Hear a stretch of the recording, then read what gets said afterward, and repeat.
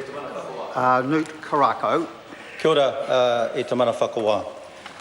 Sir, I am pleased to be the final speaker for the second reading of the Exclusive Economic Zone and Continental Shelf Environmental Effects Transitional Provisions Amendment Bill 2015. Sir, I want to thank the submitters. I want to thank the officials, the Local Government Environment Committee members, and in particular our Chair, Scott Simpson, and his able Deputy Chair, Todd Muller. Sir, over the last two readings, there has been a lot of discussion, a lot of to and froing. The opposition have their role, the government has its role. And out of that, sir, is that we've heard the words like flexibility, consequences, specified timeframes, world-leading legislation, all of that. And that's, sir, where I want to start. Because, sir, the original bill that we are proposing to amend, which is the Exclusive Economic Zone and Continental Shelf Environment Effects Act 2012, sir, this is a very, very significant piece of legislation in the history of New Zealand's environmental management. Quite simply, sir, the passing of that Act marked the first time we had ever had legislation requiring that the environmental effects of economic activities in our exclusive economic zone be actually monitored. Sir, and I hear from that side of the House, particularly from that last speaker, denigrating that particular legislation, and he is quite wrong. The members, sir, opposite have tried to claim throughout the readings of this bill, and they've tried to claim, sir, that this is not true.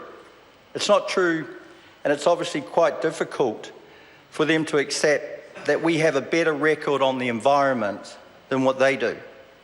So they like to claim the moral high ground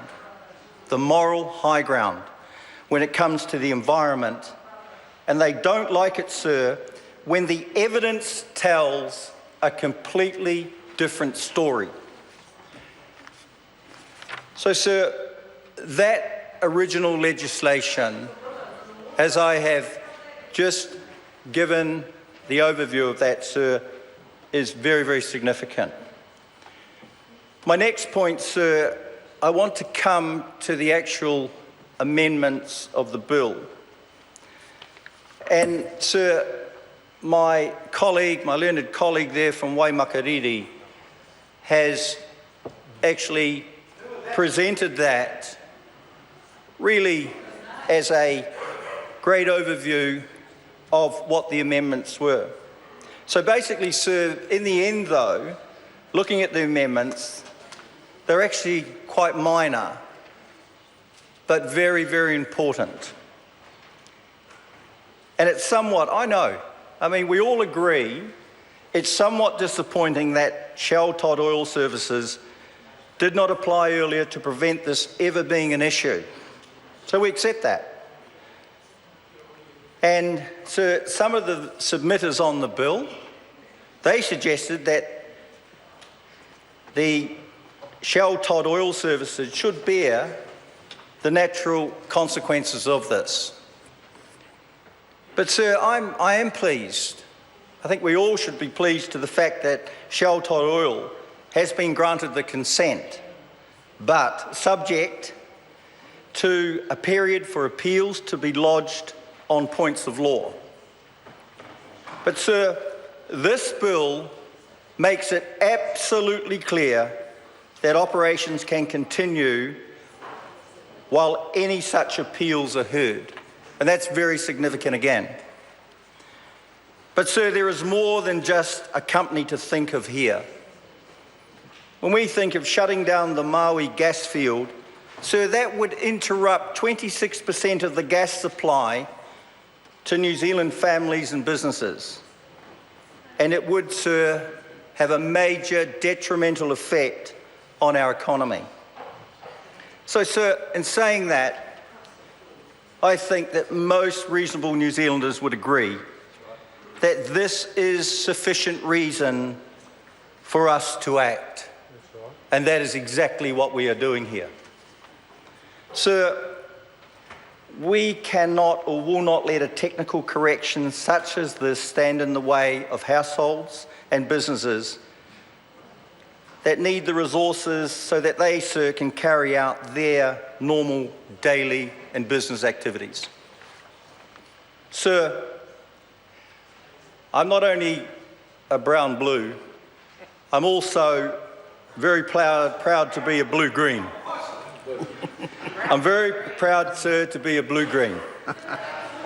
Because, sir, of the blue-green team, that team, sir, supports, and we have supported, and we are supporting the first government to properly manage the oceans that make our exclusive economic zone, or the EEZ, happen, sir. And this, sir, again, significantly is a vital asset to New Zealand, both as an environmental asset and as an economical one. It's shameful then, sir, that that party opposite promised to introduce a proper regulatory regime in 1999. And, sir, they did absolutely nothing. And so, to act, sir, they did nothing to act on that promise for 9 years. Mr. Speaker, it's understandable that members opposite have tried to claim that they have a regulatory regime in place for our oceans. They are, sir, desperate to try and paint the previous government with some kind of environmental credibility. But, Mr. Speaker, here is a lesson for that side of the House. It's fine to talk about something a lot, but when you look back on 9 long years and see no actual achievements, you realise, sir, come back that to the doing does count. Thank you, Mr. Speaker. Sir, this government promised to improve management of our oceans, and we followed up, sir, with the introduction of the exclusive economic zone and continental shelf environment bill, sir, in our first term. Sir, this has been a huge step forward in our environmental management and a first for New Zealand. It brought us, sir, into line with international best practice and ensured that we can continue to benefit economically from the EEZ while preserving our environment, sir, for future generations.